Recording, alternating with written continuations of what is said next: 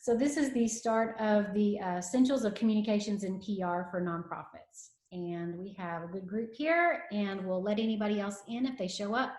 I'm going to begin this, go back to sharing my screen. This is about communications and strategy for executives. So as managers, I want you to look at it from this perspective, not necessarily as somebody who does everything and who is the PR person. I would probably go a little bit more into the weeds if you weren't managers.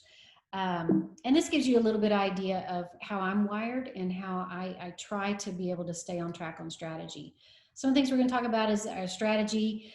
I have developed what I call an advocacy pyramid, which is a way of moving people with communications through a learning journey to become advocates. We're going to talk about COVID. We're going to talk about PR tools, and then we're also going to talk a little bit about measuring. First thing I always start with, of course, is the difference between what we're doing here as a mission-based organization compared to what it might be and a little bit different from a for-profit.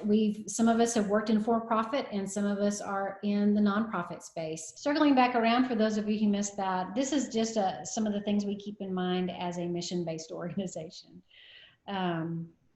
And again, just want to say, I like the term mission-based because it gives it more of a focus on mission rather than nonprofit. Makes it sound like you don't make more than you spend, which is not accurate in nonprofits. It's just that we reinvest our makings and our profits and our earnings back into the community development and whatever our mission may be. That's always something that I like to start with because it is a little different and some people come in from different angles. So now I'm going to ask y'all real quick. I've got a poll. Oops. All right. We're going to talk a little bit more about delegation, but I want to find out kind of where you guys are. Who handles your communications? And this would be anything from your email newsletter, your all those kinds of things, and you can check as many of these as you want. So the reason I ask you this question is to really think through the value of delegating and having somebody who is one of your right-hand people who really does handle the communications. As a manager, you really need somebody who is there doing your gut check with you, especially on your branding, how you tell your story, donor relations, and those types of things. Why do we delegate? Well, for starters, your executive director and your CEO just can't do everything forever. Often it's not really the best skill of an executive director. I have found that freelancers are cheaper than the ED or CEO's time, and can certainly recommend some people to you who are very good at this, who do it for nonprofits, including Miss Nisi Bennett. If you can't not communicate. If nobody does this or nobody's really watching, then you're not going to be an effective communicator. So just wanted all of you, for these reasons, to encourage you to find somebody who really becomes your communications person. We're going to talk about strategy. And at the beginning of this, I said I'm kind of wired a specific way. And when I talk about strategy, it just helps me to alleviate all those things I kind of want to do and really focus on the things I need to do to be able to get further down the line. So let's talk about target audiences and what roles they play in our strategy. Obviously, you have different people that you talk to and that you communicate with every day that have different needs. That's going to be staff, board, clients, donors, and then of course that magical group of policymakers and individuals who are very influential. They may not be on your board, they may not be a donor, they may not really have that much to do with you, but they do have an impact on the work that you do in the community. And your communications really should take into account the needs of those groups. So every audience, of course, has its own unique needs. Some of them need data, some of them need information, and some of them really need guidance. They need policy, they need how-tos. So your messages, and that's the reason you have different lists in different categories to be able to do this. I'm really always surprised when I find that nonprofits on their newsletter list may only have one list, but really needs to have a methodology for how you divide that up. And divide up, even donors can have subcategories. It does take a little bit of time, but it helps you to really take people through a learning journey, which then builds a stronger advocacy group for you in the end. We're going to talk a little bit about that. So when I develop communications, I'm always thinking, how do I get someone that I either just met or that I know is in the room further down this advocacy pyramid? So let's talk about this. So there's a big group out there, and this is the whole world. They're unaware. They don't know who you are. They don't know anything. And then if you can move people from the unaware to I know something about you, this is an instance where, let's say you're taking names at an event that you're holding, at a fundraiser, if you've got people who are helping you make introductions in the community, that's bringing somebody from the unaware group onto your list and into your communications channel. The knowing group have heard of you, but they don't know much. Well, yeah, that name sounds familiar, or yeah, I remember reading an article about that group. Informed are people who actually get your newsletter. They're people who read the newsletter. They understand a little bit more about your programs and your policies. And you want to move people that are in that category into people who are really engaged, especially in the donor areas. You want to be able to have messages and a way to influence them and stories that get them from the I kind of know something about you into I want to be engaged and I want to be involved with you. So that's a difference between informed and engaged. And then finally, of course, the peak of where you want people and the people who are your most loyal donors, your most loyal staff, the best fundraisers that you may have out there are going to be your advocates. Those are people who know your mission, who can tell the stories for you, and who are your advocates and really become your communications team and advisory group. That's where you want to be able to pull people through this learning journey. And the reason I say I use this advocacy pyramid is anything that really falls outside of this is sometimes nice to have, but not need to have. And so in a day and time, like right now in COVID, where we're really struggling with time management and focus, this helps to keep me stay engaged with where I need to be with my marketing, with my communications, with my PR stories, with all of those things. It even includes and ties into how we develop staff into stronger and better staff, is to take them through this learning journey through these messages. What does that mean? Let's say you're going from, I think y'all are beginning to understand this. What does that mean? Well, unaware, you got to have names to be able to get them through all the way through your pyramid. So yeah, make sure you're always taking names. You always have a registration sign up form. You're always putting people who came to your events into your newsletter list. There are lots of mechanisms to be able to do that, and then pull them through this whole pyramid and step them up in this kind of way to get them to the next place. Anybody have any questions on this kind of thing? I'll go back to people's faces. Everybody still awake? Still awake. Okay. All right. I'll go back to my screen. Okay. So this is what it might look like in a strategy if you're starting to really outline your groups. Now your groups may look different than this. There's volunteers. There are groups that are not on here. I just didn't want to make it too busy. So volunteers are going to be on this group. You're going to have maybe different donor categories, and you may have different departments in your area that also have categories within their groups. Let's say you've got committees that are part of your programs. If you've got volunteers that are specific to a program, you'll have them in different categories too. And so this kind of outline with the advocacy pyramid next to your target audiences helps you then begin to focus on your areas of strength and your areas of weaknesses on your communications materials, your collateral, and of course, the messages that you want to get out to people that are most timely for what you want to accomplish this year or within the next, even 2 years.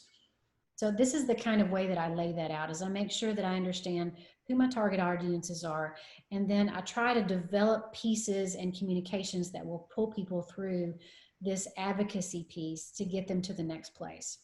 Take a look at specifically over here at donors. You want to have donors, you have somebody show up at a luncheon. Usually this is what some of our fundraiser luncheons are for. You kind of get names, you send them an email, hey, thank you for coming to our lunch. Would you be interested in, here's a great story that you heard. Here's an introduction to a child whose life was changed by something that you did. you tell them those impact stories, you give them a little bit of research and data about how the program works and how that success is made. And then of course, move them to engaging with you and giving donations and supporting your programs. It's all pretty simple. Most of you are saying, well, yeah, duh, but this is a structure that I hope will help you think through that strategy so that we're using our time really, really well. What audiences like? All audiences like stories. We know that it's one of the harder things to do. They like narratives. They like to see something and hear something that will give them a smile, even if it's about saving the environment. Those stories are what really make it happen. There are whole workshops, great workshops on storytelling and things like that. So maybe that's one of those things we might want to pull together. But I know as well as Nisi shared this in her social media workshop, you know, that ability to be able to connect is really a personalized, here's what happened and here's how our life was changed. Also as much personalization as you can make it. Of course, it needs to be about them and not necessarily about you. I have found when I make my most biggest mistakes is when I start talking too much about factual. Well, you know, let's talk about this program, and it starts at 8 and we do this and do this. Nobody cares often about that in your communications pieces. That might be a process you walk through, but Jordan, you're a sales guy. You know how this works. They want to know how I am making your life better. In the same way in a nonprofit, people want to know how I'm changing a life, how I am changing the world. So of course, the stories that you develop are not about process and tactics. It's about success and about personalized stories. So sometimes when we go through this, here's an outline of what that might look like for each different audience type. You tell me your name, and then I want you to come to an event, and then I want you to volunteer, and then I want you to donate to a project. And this could be a pathway if you have a CRM system that you pull people through. This is something that I use sort of as a guide for donor management and donor relations, is you pull people through this process to see kind of where they are and then get them through. All right. Anybody have any questions on that so far? I'm gonna stop my share. Valerie, Nisi, Billy, you okay? Okay. I'm good. I love the breakdown of the different audiences, because I think that we sometimes want to group all the people that we're talking to into one like collective group of people because they're just our audience. Yeah. So I think that that can be a game changer for a lot of people if they realize that they're talking to different people about the same thing, but talking to them differently. Yeah. Yeah. The way Becky, do you find, I'm sorry, please finish. Do you find that folks know who their audiences are, or do they have to figure that out? I think that people inherently know who they are. They don't always know, as Nisi pointed out, how to tell the story uniquely to meet the needs of a different kind of audience. For example, how you tell a story, and Valerie probably has a good example of this, how you tell a story of success to a new staff person or to somebody who's a volunteer coming in to kind of help you with some of that is very different than how you're going to tell the story to a donor or somebody who's at a foundation who needs to understand a little bit more about the sort of the data and how somebody got into a situation and then you created success. How you tell that story is very different.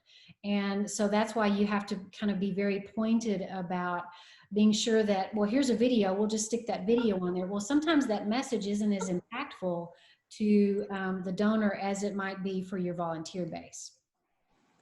Yeah, Becky, you know, it's really true. And the other thing is that we tell our stories to a donor or a volunteer standpoint, and it's not to our recipients, those who we are trying to serve. We think that they're going to kind of somehow get that information through that same story, and that's not necessarily the best way to do it. Yeah, the most dramatic audience difference is clients and donors. You absolutely can't communicate, obviously in the same way. I mean, besides the in your face, it may not even speak the same language, but literally live in a different place. And when you've got a family that you're trying to help and they don't necessarily want to be there or know how, it's a different set of communication. People generally understand that, but at the same time, it's that one video that you might play over here, over here, over here. I would be careful about that and be sure that it really meets the need of that audience. If you've got a newsletter and it goes out to everybody on the planet, including your clients and your donors, you're probably going to have content in there that doesn't meet either one of their needs because it's just too general and too generalized. To just add on that is we have actually 2 different newsletters we send out. So we have a monthly newsletter we send out to our conferences and to our volunteers, because what we want to tell them is a totally different thing. And then quarterly we send out to everybody, to really try and make sure that we are sharing the correct information. Yeah. I have in Social Venture Partners, we have 4 lists, and some of y'all get all of it, but most of y'all only get 1 or 2. So the partners get the partner newsletter plus the big newsletter, but then we have, every now and then I'll send out just invitations for events to some of the nonprofits that look totally different. I might tweak it a little bit for how I tell the story in the newsletter to partners in the general, but to the nonprofit leaders, it's a little different. It's like recruiting clients is very different than what I might say to funders and the group of people that are on our general list. And there's a lot of difference in between the partner email and the general newsletter that I send out. And that has a lot to do with what we're doing and how our report numbers and those types of things. All right, we'll go on to the next thing. Something that I do want to point out, I need to share my screen again. Hang on. Knowing that everything is a little different right now, I wanted to give you a few ideas to think about as managers about some COVID communications challenges. You may have already done all these, but wanted to get this in front of you just as a reminder, because I think there's some things that I would like to do with SVP. And as I'm working with some of you, if you're challenged in one of these areas, I certainly want to be available to help you with some of these. Staff is one of the things that were really necessary changes. There are processes, there's training, there are HR changes. Obviously, some of those had to be done. With your clients, there are different things also that were required, including, I remember we were talking, Jordan, with you and Bobby the other day about signage and, what's accepted and what's not accepted, and how every process is different just entering the building. And that's true for everybody here on the workshop. If we have people that are coming to our facility or coming to meet with us, everything has changed. So think about what your website says and how your orientation with your staff and what your staff meetings look like, and some of that information that's available to them. We all want to be sure that we're communicating clearly and not leaving anything off. This is an enormous task. And so that's why I wanted to say, if y'all need some help with that, or if you've just hit a wall on how much you can do in a day, reach out and we can help you with some of that. Donors is the same thing. Right now, even though our doors are not as open as we would like them to be, more communication is a really, really good idea. I would strongly recommend more communication instead of less, especially with donors, because they're wondering who's still open and who's not. There have been a lot of nonprofits that I have heard word of mouth that have just not made it. Your donors will need to know kind of where you are and what pivots have been made. I'm sure you've gotten questions about that. Your donors are going to want to know where you are financially. They may not be able to be there to be able to write all the big checks, but it does help to kind of know where you are and know what challenges that the executive directors have had to make. And that kind of thing is helpful. That kind of transparency really helps. Influencers need to know.